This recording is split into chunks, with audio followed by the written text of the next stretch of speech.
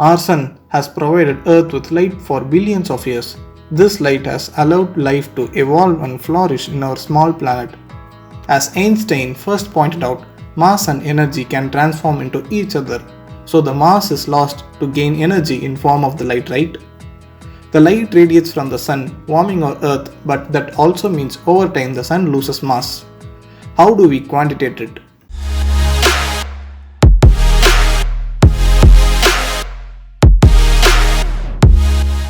First of all, let us see how the light is produced. The sun's light is produced by fusion in sun's core.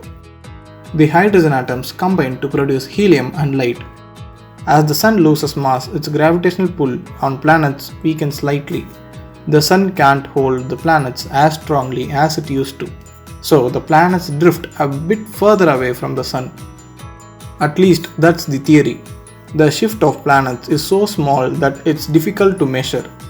There have been some studies that seem to see the effect with Earth, but the result isn't particularly strong. The usual method of determining planetary distance is to bounce radio signals off them.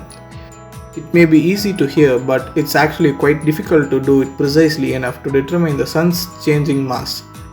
They found that the sun's pull is weakening by about 0.4 trillions of % per year. That agrees with estimates of the sun's mass loss due to the core fusion. Mercury has long been used as test for Einstein theories. Its motion was first confirmation that Einstein's theory of gravity could be correct. It's only fitting that Mercury has now been used to confirm Einstein's most famous equation. The sun loses the mass in two major ways. The first is through solar wind. The surface of sun is hot enough that electrons and protons boil off its surface and stream away from the sun, generating a wind of ionized particles. When those particles strike Earth's upper atmosphere, they can produce aurora. The solar wind varies a bit in intensity, but from satellite observations, we know that the sun loses about 1.5 million tons of material each second due to the solar wind. Yes, you heard it right, it's 1.5 million tons per second.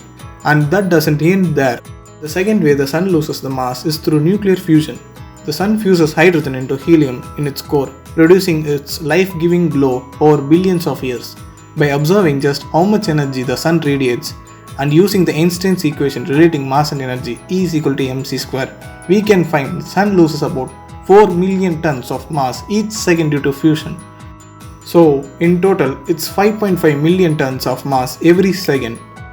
Can you imagine how large it is? Yeah, that's a lot of mass.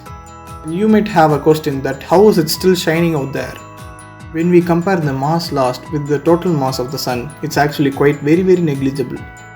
While the amount of mass loss is negligible, it isn't zero, and it has an effect on Earth's orbit. As the sun loses mass, its gravitational pull on Earth weakens over time. Because of solar mass loss, the Earth's distance from sun increases about 1.6 cm per year. In astronomy, one of the ways we measure distance is through the astronomical unit, which has traditionally been defined as the distance from the sun to the Earth. For most of the astronomical history, the changing distance of Earth was too small to consider, and so the astronomical unit could be considered as constant. Further, if we notice deeply, the change in astronomical unit can result in change in oscillation period of Earth revolving around the sun, which means a day can have more than 24 hours. But to be noticeable, it may take more than 100 or 200 years. Finally, the most probable fate of Sun might be in 7.5 billion years. It might attain the phase of red giant and expand beyond the Earth's orbit, and it might observe our planet.